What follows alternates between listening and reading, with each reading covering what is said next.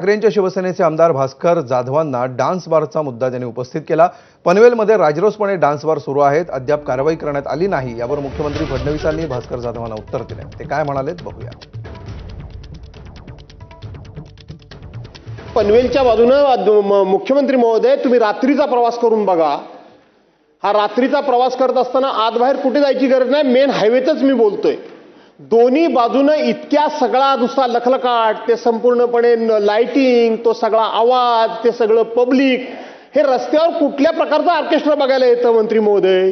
या राज्याच्या विधानसभेमध्ये माननीय आर पाटील साहेब असताना आपण डान्स बार बंदीचं विधेयक आणलं आणि आपण डान्स बार बंदी केली। त्यानंतर सर्वोच्च न्यायालयाने ते आपलं विधेयक हे निरस्त केलं। ते निरस्त केल्यानंतर मी मुख्यमंत्री असताना पुन्हा आपण नव्याने विधेयक आणलं आणि पुन्हा डान्स बार बंदी केली। पुन्हा ते सर्वोच्च न्यायालयामध्ये गेलं आणि सर्वोच्च न्यायालयाने ते निरस्त करताना त्यावेळी हे सगळे जे डान्स बारचे मालक आहेत यांनी त्या ठिकाणी असं सांगितलं की आम्हाला डान्स बार नाही, आम्हाला ऑर्केस्ट्रा बार चालवायचे। मग सर्वोच्च न्यायालयाने त्या संदर्भात आपल्याला निर्देश दिल्यानंतर आपण अत्यंत कडक अशा प्रकारच्या अटी शर्तीचा पुन्हा कायदा केला।